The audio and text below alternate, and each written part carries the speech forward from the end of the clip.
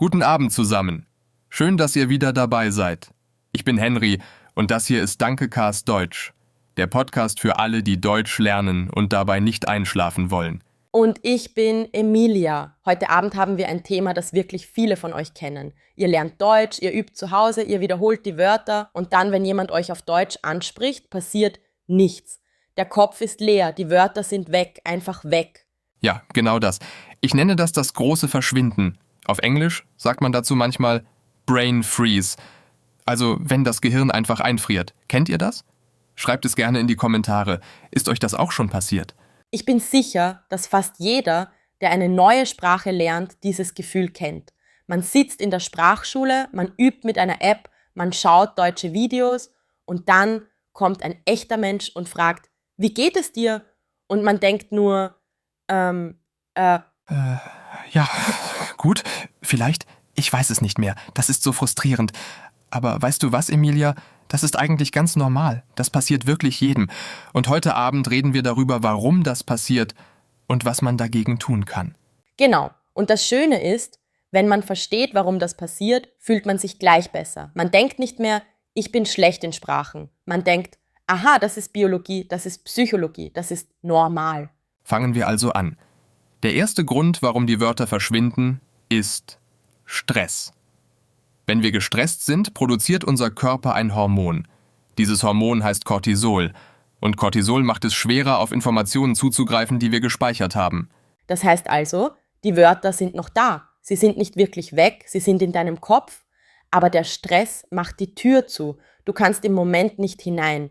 Und das ist wichtig zu verstehen, du hast nicht vergessen. Du kannst nur gerade nicht zugreifen. Das ist ein guter Punkt. Stell dir vor, du hast ein Zimmer voller Informationen. Alles ist da. Aber wenn du nervös oder gestresst bist, schließt sich die Tür und du stehst draußen. Du weißt, dass alles drin ist, aber du kommst nicht rein. Und warum sind wir gestresst, wenn wir Deutsch sprechen? Weil wir Angst haben. Angst, einen Fehler zu machen. Angst, dumm auszusehen. Angst, dass die andere Person nicht wartet. Angst, dass man dass man lacht. Diese Angst ist vielleicht das größte Problem für Sprachlerner. Stimmt. Ich kenne so viele Menschen, die Deutsch wirklich gut verstehen. Sie lesen Texte, sie verstehen Podcasts, aber wenn sie sprechen sollen, blockieren sie. Einfach, weil sie sich unsicher fühlen. Und dieser Unterschied zwischen Verstehen und Sprechen ist sehr real. Genau. Es gibt sogar einen Namen dafür in der Linguistik, also in der Wissenschaft der Sprachen. Man unterscheidet zwischen rezeptiven Fähigkeiten, also Hören und Lesen, und produktiven Fähigkeiten, also Sprechen und Schreiben. Sprechen ist viel schwieriger, weil man in Echtzeit produzieren muss. In Echtzeit, das ist das Schlüsselwort. Wenn du einen Text liest, kannst du langsam sein, du kannst zurückgehen, du kannst nachdenken, aber wenn du sprichst, muss alles sofort kommen. Das Gehirn muss gleichzeitig die Grammatik abrufen, die Wörter finden, den richtigen Ton benutzen und das alles in Sekunden. Und dazu kommt noch, dass man zuhören muss, was die andere Person sagt. Also das Gehirn macht wirklich sehr viel auf einmal. Kein Wunder, dass es manchmal einfach sagt, ich kann nicht mehr, ich mache kurz Pause. Hahaha, ja. Das Gehirn macht einfach eine spontane Pause, ohne Vorwarnung. Aber jetzt die wichtige Frage, was kann man tun? Wie kann man dieses Problem lösen oder zumindest besser damit umgehen? Der erste Tipp ist einfach, aber er funktioniert wirklich. Sprechen üben, nicht nur lernen. Viele Menschen lernen Deutsch hauptsächlich durch Lesen, Hören und das Lernen von Vokabeln. Das ist alles sehr gut und wichtig. Aber das Sprechen selbst muss auch geübt werden. Regelmäßig und oft. Das klingt logisch, oder? Aber viele Menschen haben Angst zu sprechen und deshalb vermeiden sie es. Sie denken, wenn ich erst besser bin, dann fange ich an zu sprechen. Aber das funktioniert leider nicht so. Man wird besser durch das Sprechen, nicht durch das Warten auf das Sprechen. Genau, man muss in die Situation hineinspringen. Natürlich macht man Fehler, natürlich klingt es am Anfang komisch. Aber jedes Mal, wenn man spricht, auch wenn man Fehler macht, lernt das Gehirn etwas. Es lernt, schneller zu reagieren, es lernt, unter Druck zu funktionieren. Und weißt du, was mir persönlich sehr geholfen hat? Selbstgespräche. Also mit sich selbst auf Deutsch sprechen. Ich weiß, das klingt seltsam, aber es ist wirklich effektiv. Wenn du allein bist, unter der Dusche, beim Kochen, beim Spazierengehen, versuch einfach auf Deutsch zu denken und zu sprechen. Das ist toll, weil es keinen Druck gibt. Du machst keine Fehler vor jemandem. Du bist einfach du und du übst.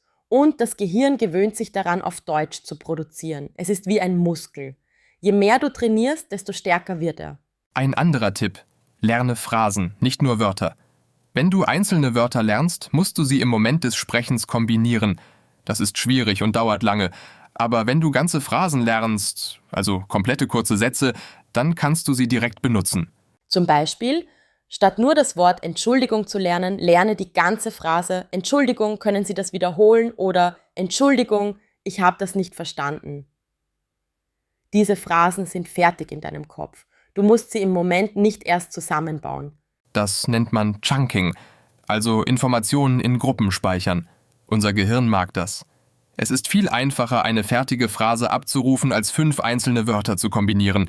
Und für Anfänger ist das besonders hilfreich. Übrigens, habt ihr Lieblingsphrasen, die ihr immer benutzt, wenn ihr Deutsch sprecht? Schreibt sie in die Kommentare. Ich bin wirklich neugierig, was ihr sagt. Vielleicht lernen wir auch etwas von euch. Ja, das wäre super. Und jetzt kommen wir zu einem anderen wichtigen Punkt: der Unterschied zwischen aktivem und passivem Wortschatz. Erinnerst du dich daran, Emilia? Natürlich, das ist sehr interessant. Also, der passive Wortschatz sind alle Wörter, die du verstehst, wenn du sie hörst oder liest.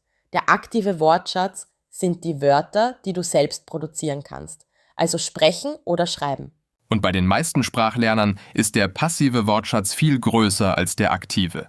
Das bedeutet, du verstehst viel mehr, als du sprechen kannst. Das ist ganz normal. Aber das Ziel ist, den aktiven Wortschatz zu vergrößern. Und wie macht man das? Man muss die Wörter aktiv benutzen. Es reicht nicht, ein Wort zu lesen und zu denken, ich kenne das.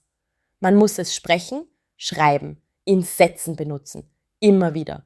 Erst dann wird es wirklich Teil des aktiven Wortschatzes. Deshalb ist es so wichtig, Wörter in Kontext zu lernen. Also in einem Satz oder einer Situation. Nicht einfach eine Liste von Vokabeln auswendig lernen, sondern das Wort in einer Geschichte, einem Dialog, einem echten Gespräch erleben. Und genau das machen wir hier bei Dankecast Deutsch. Wir sprechen natürlich, wir benutzen echte Sätze, echte Situationen. So hört ihr nicht nur die Wörter, ihr erlebt sie in einem echten Kontext. Ein weiterer Grund, warum Wörter verschwinden: das Wort ist nicht gut genug verankert.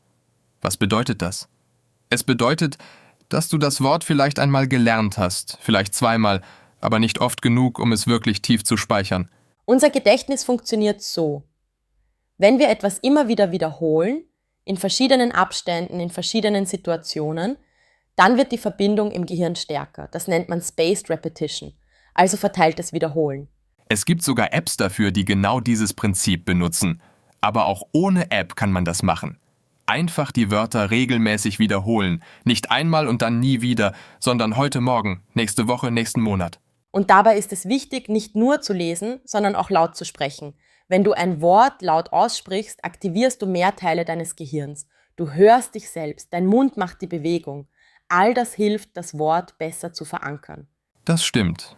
Es gibt Studien, die zeigen, dass man sich Wörter viel besser merkt, wenn man sie laut sagt, nicht nur still liest. Also, wenn ihr Deutsch lernt, sprecht laut, auch wenn ihr allein seid.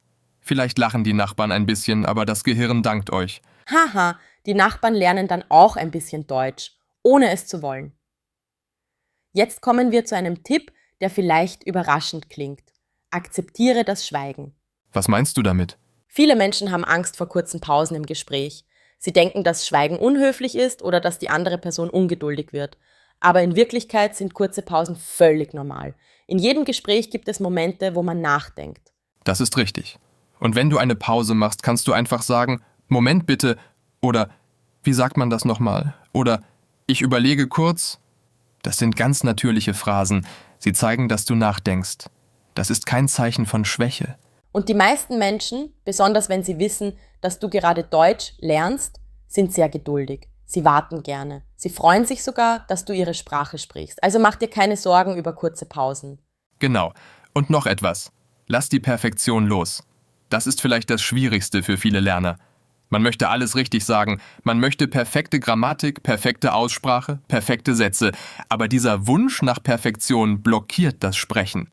Kinder machen beim Sprachlernen viele Fehler. Sie sagen komische Dinge, sie kombinieren Wörter falsch und trotzdem lernen sie sehr schnell, weil sie keine Angst vor Fehlern haben. Sie sprechen einfach und lernen durch das Sprechen. Als Erwachsener ist das natürlich schwieriger. Wir denken mehr darüber nach, wie wir wirken. Wir haben ein Ego, das wir schützen wollen. Aber wenn wir lernen, Fehler als Teil des Prozesses zu sehen, nicht als Niederlage, sondern als Lernmöglichkeit, dann wird das Sprechen viel leichter. Und denkt daran, jeder Fehler ist ein Beweis, dass ihr versucht habt zu sprechen. Das ist mutig. Es ist viel mutiger, auf Deutsch zu sprechen und dabei Fehler zu machen, als gar nicht zu sprechen. Absolut. Ich sage immer, ein schlechtes Gespräch auf Deutsch ist besser als kein Gespräch. Weil jedes Gespräch, auch wenn es holprig war, auch wenn du viele Pausen gemacht hast, dein Gehirn trainiert, es lernt, es wird besser. Jetzt möchten wir euch noch einen letzten Tipp geben, der wirklich unterschätzt wird. Hört viel Deutsch, aber aktiv. Was bedeutet aktiv hören?